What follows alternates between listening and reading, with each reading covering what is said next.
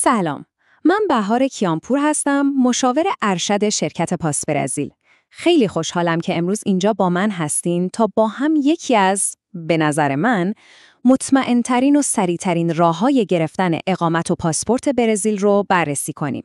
راه ازدواج. خب، قبل از اینکه بریم سراغ جزئیات، میخوام یه راست برم سر اصل مطلب. ببینید، بزرگترین دلیلی که این همه آدم دنبال پاسپورت برزیل هستن، توی این عدد خلاصه میشه: 170. بله، یعنی سفر به بیشتر از 170 تا کشور بدون اینکه اصلا به ویزا فکر کنید. کل حوزه شنگن، بریتانیا و کلی کشور مهم دیگه. فکرشو بکنید چه آزادی عملی بهتون میده. ولی صبر کنید، داستان فقط سفر تفریحی نیست. اصلاً این پاسپورت مثل یه شاه کلیده که درهای یه دنیای کاملاً جدید رو براتون باز میکنه. شما شهروند یه بلوک اقتصادی بزرگ به اسم مرکوسور میشید.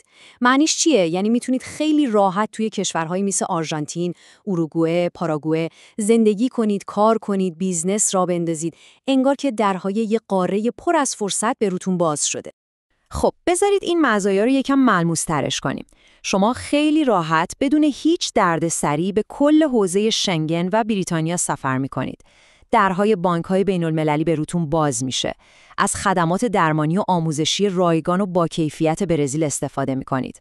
و یه چیزی که میدونم برای خیلی از ما ایرانی‌ها حیاتیه، لازم نیست پاسپورت ایرانیتون رو کنار بذارید. هویت شما حفظ میشه. برزیل تابعیت دوگانه رو کاملاً قبول داره. و این واقعاً یه امتیاز فوق‌العاده است. خیلی خوب، حالا که میدونیم مقصد چقدر جذابه، وقتشه ببینیم این سفر از کجا شروع میشه.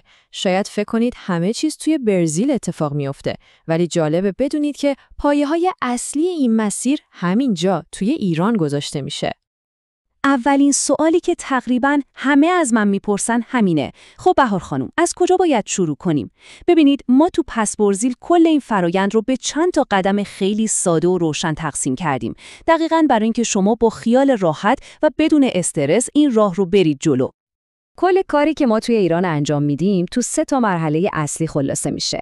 اول، یه جلسه مشاوره حرفه‌ای با هم داریم تا مطمئن شیم این راه برای شما بهترین گزینه است. بعدش قرارداد رو میبندیم. مرحله دوم، تیم ما 0 تا 100 آماده کردن، ترجمه و تایید مدارکتون رو انجام میده. و آخر سر، ما براتون ویزای توریستی برزیل رو میگیریم تا ورودتون به اونجا کاملا قانونی و بی‌دردسر باشه. این مدارکی که میبینید در واقع فونداسیون کل پرونده شماست. راستشو بخواید، جمع کردن اینا، مخصوصا گرفتن تاییدیه‌های دادگستری و وزارت خارجه، میتونه خیلی گیج کننده و وقتگیر باشه. دقیقاً همینجاست که تخصص ما به کار شما میاد. ما کل این پروسه پیچیده رو براتون انجام میدیم تا شما حتی یک لحظه هم نگران این نباشید که آیا مدارکتون درسته یا نه. خب، تصور کنید تمام مدارک آماده است، ویزا هم توی پاسپورتتونه. حالا وقتشه که چمدون‌ها رو ببندید، چون هیجان انگیزترین قسمت ماجرا شروع میشه. پرواز به سمت برزیل و شروع یه فصل کاملاً جدید توی زندگی. میدونم سفر به یک کشور غریب میتونه یکم استرس آور باشه، ولی شما اصلاً تنها نیستید. از لحظه‌ای که پاتون رو از هواپیما بیرون میذارید، نماینده فارسی زبان ما توی فرودگاه منتظرتونه. شما رو تا محل اقامتتون میبریم و بعد از اینکه یکم استراحت کردید، اولین جلسه آشنایی با همسر آینده‌تون رو توی یه محیط کاملاً حرفه‌ای، امن و محترمانه ترتیب میدیم. یه نکته فوق‌العاده مهم که میخوام همینجا روش تاکید کنم، امنیت مالی شماست. این شاید بزرگترین نگرانی خیلیا باشه. برای همین همه ازدواجات تحت یه رژیم حقوقی خاص به اسم تفکیک کامل اموال ثبت میشه. این یه اصطلاح حقوقی به نظر پیچیده است، ولی معنیش خیلی ساده است. هر چی دارایی از قبل داشتید و هر چی در آینده به دست میارید، مال خودتونه. تمام. هیچ شراکت مالی به وجود نمیاد. این تضمین ما برای خیال راحت شماست. بعد از اینکه آشنایی اولیه صورت گرفت، مراسم ازدواج خیلی ساده و رسمی توی یه دفترخونه که بهش میگن کارتوریو انجام میشه. این یه پروسه اداری خیلی شفافه، وکیل ما هم قدم به قدم کنارتونه. در آخر هم شما سند ازدواج رسمی و معتبر برزیل رو میگیرید. این سند کلید ورود به مرحله بعدیه. و حالا با همین سند ازدواج رسمی میریم سراغ مهمترین قدم توی کل این مسیر. درخواست اقامت دائم برزیل. ببینید پروسه چقدر سریع و روانه. درست فردای روز ازدواج ما درخواست اقامت دائم شما رو بر اساس قانون الحاق خانواده میدیم به پلیس فدرال و فقط توی چند هفته شما کارت اقامتتون که اسمش RNM هست و کد مالیاتی یا همون CPF رو دریافت میکنید. تبریک میگم. از این لحظه به بعد شما رسما مقیم قانونی برزیل هستید. گرفتن این کارت یعنی زندگی واقعی شما توی برزیل رسما شروع شده. از همون روز شما تقریباً تمام حقوق یه شهروند رو دارید. میتونید قانونی کار کنید، شرکت خودتون رو ثبت کنید، حساب بانکی بین المللی باز کنید، برید دانشگاه و از سیستم خدمات درمانی عالی برزیل به صورت رایگان استفاده کنید. بسیار خوب، شما الان مقیم دائم برزیل هستید. عالیه. ولی هدف اصلی، یعنی اون پاسپورت قدرتمند، چی میشه؟ بیایید با هم آخرین مرحله این سفر هیجان انگیز رو ببینیم.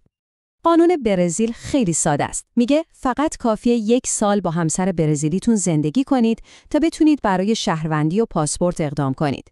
کل پروسش هم یه درخواست رسمیه، یه آزمون زبان پرتغالی خیلی ساده در حد حرف زدن‌های روزمره که ما کاملاً برای آمادگیش کمکتون می‌کنیم و یه مصاحبه خیلی کوتاه.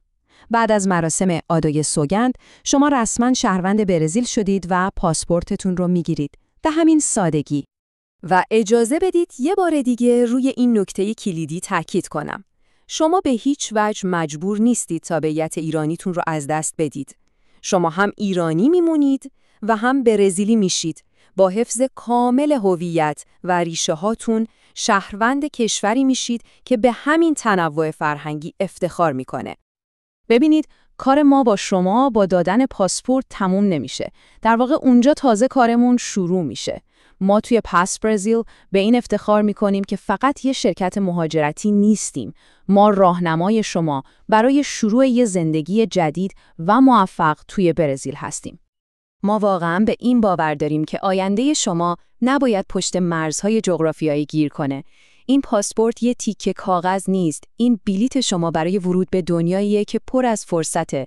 یه آینده بدون مرز واقعاً منتظر شماست. اگه فکر میکنید این مسیر میتونه برای شما مناسب باشه یا هر سوالی توی ذهنتون هست، من و همکارانم توی پاس برزیل آماده ایم تا توی یه جلسه مشاوره کاملاً رایگان خصوصی به همه سوالاتتون جواب بدیم. کافیه با اطلاعاتی که الان روی صفحه میبینید با ما تماس بگیرید. ما واقعاً منتظریم که داستان شما رو بشنویم و کمک کنیم تا آینده جدیدتون رو بسازید.